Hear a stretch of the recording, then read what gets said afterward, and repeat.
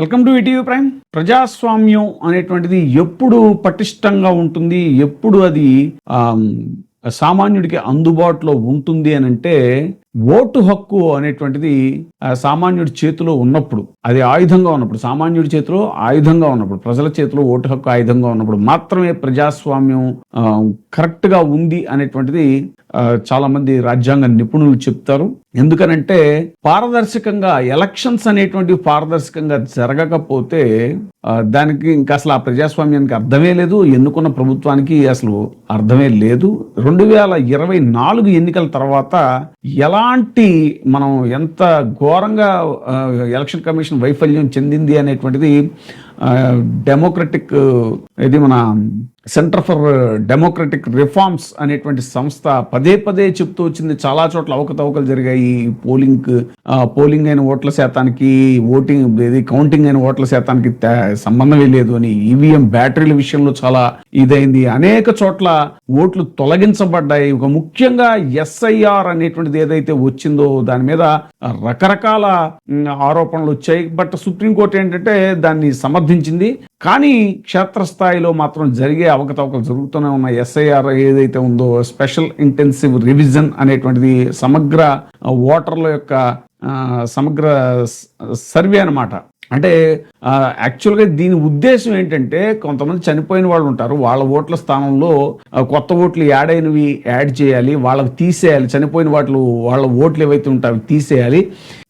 దీనికోసం ఉద్దేశించబడినటువంటి ఎస్ఐఆర్ అనేటువంటిది ఇప్పుడు చాలా రకాలుగా అది దుర్వినియోగం అవుతోంది అనేటువంటిది ముఖ్యంగా ఏపీలో. సరే, మనం వెస్ట్ బెంగాల్లో చూసాము మొన్న ఎలక్షన్స్లో, అంతకుముందు బీహార్ ఎలక్షన్స్లో లక్షల ఓట్లు పోయాయి అనేటువంటిది చెప్తున్నారు. తాజాగా పరకాల ప్రభాకర్ గారు ఒక మాట అన్నారు. చాలా బాణం లాంటి మాట అన్నమాట, అది తూటా లాంటి మాట అనాలి.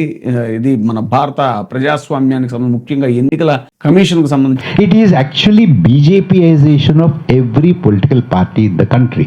That is the larger project of SIR. మీరు ఇంటికి వెళ్ళిన తర్వాత దీని గురించి ఆలోచించండి, ఏం జరుగుతుంది SIR. It is not an electoral issue alone. It is also an electoral issue, one or two elections. But beyond that, ఏం చేయాలి? ఇప్పుడు ఒకటేనండి, 2-3 బండగుర్తులు చెప్తాను మీకు. భారతదేశంలో జనాభా పెరుగుతోందా తరుగుతోందా? పెరుగుతుంది కదమ్మా. జనాభా పెరిగితే ఓటర్లు పెరుగుతారా తరుగుతారా? తరుగుతున్నారు ఏమిటి మరి? నెంబర్ 1. నెంబర్ 2, మనది యూనివర్సల్ అడల్ట్ ఫ్రాంచైజ్. మనకి ఓటు హక్కు ఎందుకు వస్తుందండి? మీ కులం చూసి ఓటు హక్కు ఇస్తారా? మతం చూసిస్తారా? మీరు ఆడ అని చూసిస్తారా? మగ అని చూసిస్తారా? మీ మతం చూసిస్తారా? మీరు ప్రాంతం చూసిస్తారా? మీరు మాట్లాడే భాష చూసిస్తారా? ఏం చూసిస్తారు? నువ్వు 18 ఏళ్ళ కాదా అని చూసిస్తారు, అంతే కదా. సో 18 సంవత్సరాలు నిండినటువంటి ప్రతివాడు ఓటరే అయితే, మా ఊళ్ళో 18 సంవత్సరాలు నిండినటువంటి వారి సంఖ్య ఎంత అని అంటే 100 అనుకుందామండి. మా నియోజకవర్గంలోనూ, మా మండలంలోనూ, మా జిల్లాలోనూ, మా రాష్ట్రంలోనూ 100 మంది 18 ఏళ్ళు నిండిన వాళ్ళు ఉన్నారు అని అంటే, నా ఓటర్ లిస్టులో ఎంతమంది ఉండాలి? ఎంత ఉండాలండి? 100 మంది ఉండాలి కదా. 99 ఉన్నారు అనుకోండి, ఓకే, ఎక్కడో చిన్న పొరపాటు జరిగింది. 101 ఉన్నారు అనుకోండి, అది పొరపాటు జరిగింది.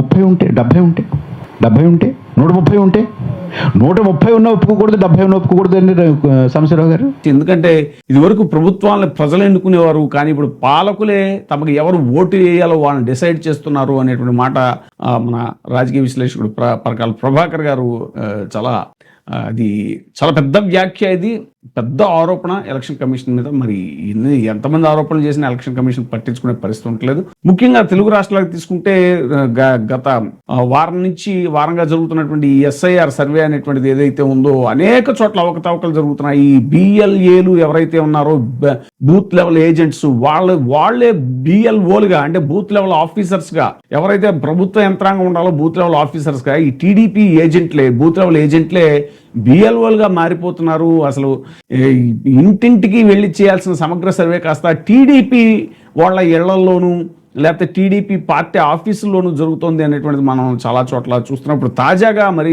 దారుణమైన విషయం ఏంటి అని అంటే, మంత్రి నారాయణ గారు, పొంగూరు నారాయణ గారు నెల్లూరులో నిర్వహించినటువంటి కార్పొరేషన్ ఒక సమీక్షకి బిఎల్ఓలు తర్వాత బిఎల్ఏలు వీళ్ళంతా కూడా హాజరైనటువంటి పరిస్థితి. అసలు బిఎల్ఓలు ఒక మంత్రి నిర్వహించిన సమీక్షలో హాజరవ్వడం ఏంటి అనేటువంటిది, ఎందుకంటే పార్టీకి సంబంధం ఉండకూడదు.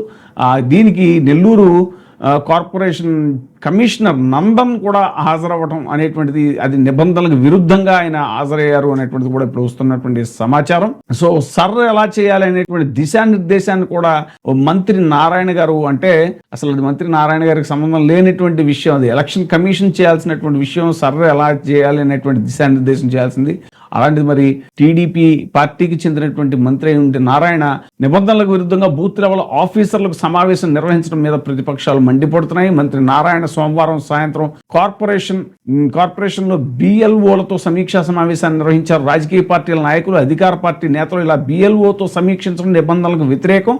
ఒకవేళ నిర్వహించినా కూడా ఎన్నికల కమిషన్ ఆదేశాల మేరకు ఉద్యోగులు, అధికారులు హాజరు కాకూడదు. అయితే మంత్రి సూచనతో ఏకంగా కార్పొరేషన్ కార్యాలయానికి బిఎల్ఓలు తరలి వచ్చారు. ఇది చాలా దారుణం. ఇది అలాగే కమిషనర్ నందన్ తో పాటు ఇతర అధికారులు, ఉద్యోగులు ఈ సమావేశంలో పాల్గొన్నారు. మంత్రి ఆదేశాలకు భయపడి సమావేశానికి హాజరు కావాల్సి వచ్చింది అని కొందరు బిఎల్ఓలు చెప్పడం అనేటువంటిది చాలా దారుణమైనటువంటి విషయం. ఈ సర్ ప్రోగ్రామ్ ను మంత్రి నారాయణ అవకాశంగా మలుచుకున్నారు అని ప్రజలు ఆరోపిస్తున్నారు. నెల్లూరు నగరంతో పాటు నెల్లూరు రూరల్లో ప్రతిపక్షాలకు చెందిన ఓట్లను ఖచ్చితంగా తమకు ఓట్లు వెయ్యరు అనుకున్న వారి ఓట్లను తొలగించేందుకు కుట్ర జరుగుతోంది అనేటువంటి ప్రచారం కూడా ఇప్పుడు ఊపందుకుంది. బిఎల్ఓలతో మంత్రి నారాయణ సమీక్ష నిర్వహించడం నిబంధనలకు వ్యతిరేకం. ఇలాంటి సమీక్షలు నిర్వహించేటప్పుడు కమిషనర్ అడ్డు చెప్పాల్సింది పోయి మంత్రికి భయపడి మిన్నకుండా ఉండి చట్టాన్ని ఉల్లంఘించడం ఏమిటి? సమావేశానికి హాజరైన బిఎల్ఓలను తక్షణమే సస్పెండ్ చేయాలి. మేయర్, డిప్యూటీ మేయర్, అధికార పార్టీలకు చెందిన నేతలతో కూర్చుని ప్రతిపక్షాల ఓట్లు తొలగించేందుకు కుట్ర పన్నడమే ఈ సమీక్ష యొక్క ఉద్దేశం. దీనిపై కలెక్టర్కి సమాచారం ఇచ్చాం. కమిషనర్ బాధ్యతారాహిత్యంగా వ్యవహరించారు అంటూ ఎమ్మెల్సీ అలాగే వైఎస్ఆర్సీపీ నెల్లూరు నగర సమన్వయకర్త పర్వతిరెడ్డి చంద్రశేఖర్ రెడ్డి గారు కూడా చాలా తీవ్రంగా ఈ విషయాన్ని ఆయన ఆరోపించడం జరిగింది.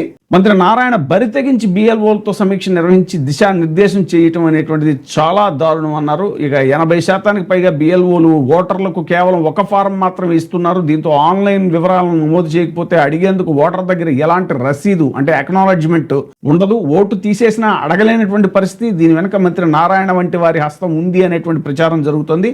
ఇప్పటికైనా సరే ఓటర్కి 2వ ఫారం ఇవ్వాలి అని ప్రజలు డిమాండ్ చేస్తున్నారు. ఇక ఒక చోట అయితే మరి దారుణంగా ఇబ్రహీంపట్నం 207వ బూత్ లో టీడీపీ బిఎల్ఏగా విధుల్లో పాల్గొంటున్నటువంటి ప్రభుత్వ ఉపాధ్యాయుడు వల్లెపు శ్రీనివాసరావు. అసలు ప్రభుత్వ ఉపాధ్యాయుడు, ఆయన బిఎల్ఏగా, బిఎల్ఏ అంటే పార్టీకి సంబంధించినటువంటి బూత్ లెవెల్ ఏజెంట్. టీడీపీ బిఎల్ఏగా ఇబ్రహీంపట్నం 207వ బూత్ లో అతను పాల్గొనడం అనేటువంటిది, ఆ ఉపాధ్యాయుడు పాల్గొనడం అనేటువంటిది ఇప్పుడు చాలా పెద్ద చర్చనీయాంశం అయింది. ఒక ప్రభుత్వ ఉపాధ్యాయుడు బడికి సెలవు పెట్టి మరి అధికార పార్టీతో అంటకాగుతున్నాడు. టీడీపీ తరఫున బూత్ లెవెల్ ఏజెంట్ గా పనిచేస్తున్నాడు. ఈ ఘటన మంగళవారం ఎన్టీఆర్ జిల్లాలో వెలుగు చూసింది.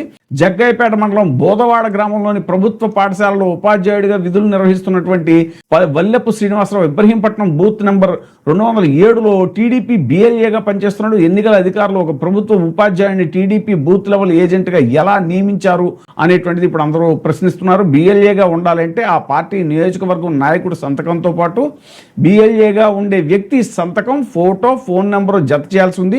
ఆ లిస్టును నియోజకవర్గం ఎన్నికల రిటర్నింగ్ అధికారి ధృవీకరిస్తారు. ప్రస్తుతం ఈ లిస్టులో వల్లెపు శ్రీనివాసరావు పేరు, ఫోన్ నెంబర్ ఉండటం అనేటువంటిది విస్తుగొలుపుతోంది. అసలు ప్రభుత్వ ఉపాధ్యాయుడు ఆయనకి పార్టీతో సంబంధం ఏంటి? బిఎల్ఏల నియామకం లిస్టులో ప్రభుత్వ ఉపాధ్యాయుడు శ్రీనివాసరావు పేరు ఉన్నప్పటికీ అధికారులు ఎవరూ కూడా ఇప్పటివరకు స్పందించకపోవడం గమనార్హం. నిష్పక్షపాతంగా జరగాల్సిన సర్ కార్యక్రమం ప్రభుత్వ ఉద్యోగులు నిర్వహించడం మీద ప్రజల్లో పలు అనుమానాలు వ్యక్తం అవుతున్నాయి. ఇలాంటి వారిపై అధికారులు విచారించి చర్యలు తీసుకోవాలని స్థానికులు కోరుతున్నారు. ఈ విషయంపై శ్రీనివాసరావును ఫోన్లో వివరణ కోరితే గతంలో 207వ బూత్ టీడీపీ కో కన్వీనర్ గా పనిచేశానని చెప్పారు. ఇటీవల టీచర్ ఉద్యోగం వచ్చిందని చెప్తున్నారు. అంటే అతను టీచర్ ఉద్యోగం వచ్చిన తర్వాత కూడా టీడీపీ పార్టీ కార్యక్రమాలకి లేదంటే వాళ్ళ విధుల్లో పాల్గొనడం ఏంటి అనేటువంటిది ఇప్పుడు జరుగుతున్నటువంటి చర్చ. అలాగే ఇంకో దారుణం ఏంటంటే టీడీపీ కార్యాలయంలో బిఎల్ఏ ఇది మన ఫార్ములు సర్లో బిఎల్ఓలు టీడీపీ నాయకులు రాజ్యంగా వ్యవహరిస్తున్నారు. ప్రకాశం జిల్లా సింగరాయకొండ మండలం శానంపూడి పంచాయతీలోని బూత్ నెంబర్ 237కు చెందినటువంటి టీడీపీ బిఎల్ఏ రావినూతల వినయ్ అదే బూత్ బిఎల్ఓ పంచాయతీ కార్యదర్శి సాంబశివరావు నుంచి ఓటర్లు పూర్తి చేసినటువంటి ఎన్యూమరేషన్ ఫారాలు తీసుకుని మంగళవారం టీడీపీ కార్యాలయంలో కూర్చుని ఆ పార్టీ యాప్లో అప్లోడ్ చేస్తున్నారు. దీన్ని గమనించినటువంటి వైఎస్ఆర్సీపీ బిఎల్ఏ ఆదిపోగు యజ్ఞదత్తు బిఎల్ఓ సాంబశివరావుని నిలదీశారు. అలాగే సోమరాజుపల్లి గ్రామ పంచాయతీ కార్యాలయంలో 243 బూత్కు చెందినటువంటి బిఎల్ఓ టీడీపీ బిఎల్ఏ ఇద్దరూ కూడా ఓటర్లను కార్యాలయానికి పిలిపించుకుని టీడీపీ కార్యాలయానికి పిలిపించుకుని మరి ఫారాలు పూర్తి చేస్తున్నారు అని ఆరోపించారు. వీటిపై కలెక్టర్కి ఫిర్యాదు చేయనున్నట్లుగా వైఎస్ఆర్సీపీ శానంపూడి గ్రామ అధ్యక్షుడు మాదాల శంకర్ తెలిపారు అనేటువంటిది సమాచారం. ఎంత దారుణమైనటువంటి విషయం. అందుకే ఇప్పుడు ఈ విషయంలో చాలా అప్రమత్తంగా ఉండాలని చెప్పేసి వైఎస్ఆర్సీపీ కోఆర్డినేటర్ సజ్జల రామకృష్ణారెడ్డి గారు కూడా చాలా అలర్ట్ చేస్తున్నారు పార్టీ నాయకులందరినీ. ఒక్క ఓటు కూడా తొలగిపోకుండా కాపాడుకోవాలంటూ ఆయన వైసీపీ కేడర్కి పిలుపునిచ్చారు. ఓటర్ల జాబితా ప్రత్యేక సమగ్ర సవరణ విషయంలో వైఎస్ఆర్సీపీ శ్రేణులు అప్రమత్తంగా ఉండాలి అని పార్టీ సమన్వయకర్త సజ్జల రామకృష్ణారెడ్డి పిలుపు ఇచ్చారు. ఎస్ఐఆర్ సోషల్ మీడియా బలోపేతం పార్టీ సభ్యత్వం నమోదు తనిఖీ కార్యక్రమాలపై మంగళవారం నిర్వహించినటువంటి టెలికాన్ఫరెన్స్ ద్వారా పార్టీ నాయకులకు కీలక దిశానిర్దేశం చేశారు. పార్టీ ఎమ్మెల్యేలు, నియోజకవర్గ సమన్వయకర్తలు, అసెంబ్లీ నియోజకవర్గ పరిశీలకులు, పట్టణ నగర మండల శాఖ అధ్యక్షులు, అనుబంధ విభాగాల అధ్యక్షులు, డివిజన్, వార్డు, గ్రామ సచివాలయ అధ్యక్షులు, బూత్ కమిటీ సభ్యులు, బూత్ లెవెల్ ఏజెంట్లు అందరితో కూడా రామకృష్ణారెడ్డి మాట్లాడుతూ ఎస్ఐఆర్ కార్యక్రమం అత్యంత ప్రాధాన్యత కలిగిన అంశమని, పార్టీ యంత్రాంగం అంతా దీనిపైనే కేంద్రీకృతమై పనిచేస్తోందని చెప్పారు. ఈ 2 నెలల్లో చాలా కీలకమైనటువంటి విషయాన్ని ప్రతి నాయకుడు గుర్తుంచుకోవాలన్నారు. అధికార పార్టీ నేతలు అడ్డదారుల్లో ఓట్ల తొలగింపుకు ప్రయత్నిస్తున్నారని, ఈ విషయంలో బూత్ లెవెల్ ఏజెంట్లదే కీలక పాత్ర అన్నారు. ఎన్యూమరేషన్ ఫారాలు ప్రతి అర్హుడికి అందించి వాటిని సేకరించి సరైన మ్యాపింగ్ చేయాలని, బిఎల్ఓలతో సమన్వయం చేసుకుంటూ ఈ ప్రక్రియ సజావుగా జరిగేలా చూడాలి అన్నారు. ఏదైనా సమస్య ఎదురైతే వెంటనే పార్టీ కేంద్ర కార్యాలయం దృష్టికి తీసుకురావాలన్నారు. బిఎల్ఓ ఏదైనా దరఖాస్తును తిరస్కరిస్తే వెంటనే పై స్థాయిలో పరిష్కారం కోసం కృషి చేయాలి అని సూచించారు. సాంకేతిక సమస్యలు తలెత్తినా, అధికారులపై ఒత్తిళ్లు వచ్చినా వెంటనే పార్టీ సీనియర్ నాయకులకి తెలియజేయాలి. వాటి పరిష్కారం కోసం ఇప్పటికే కంట్రోల్ రూమ్ ఏర్పాటు చేశామని కూడా చెప్పారు. పార్టీ తరఫున చురుకుగా పనిచేస్తున్నటువంటి కార్యకర్తలను గుర్తించి వారితో ప్రత్యేక సపోర్టింగ్ టీములు కూడా ఏర్పాటు చేసినట్టుగా తెలిపారు. సోషల్ మీడియాలో వైఎస్ఆర్సీపీ వాణిని మరింత బలంగా వినిపించాలని కూడా రామకృష్ణారెడ్డి కోరారు. సో అది ఈ విషయంలో చాలా అప్రమత్తంగా ఉండాలని జగన్మోహన్ రెడ్డి గారు కూడా అంతకుముందు ఒక పార్టీ సమీక్షా సమావేశంలో కూడా చెప్పడం జరిగింది. ఏదేమైనా సరే తన చేతుల్లోకి అది అనేటువంటిది టీడీపీ ఇది కేర్ ఆఫ్ టీడీపీ ఘర్గా మారిపోయింది అనేటువంటిది ఇప్పుడు సర్వత్రా వినిపిస్తున్నటువంటి ఆరోపణలు. ఇప్పుడే సబ్స్క్రైబ్ చేయండి, లైక్ చేయండి, షేర్ చేయండి. VTV ప్రైమ్, నీ ఉత్తమాభిరుచుల సమ్మేళనం.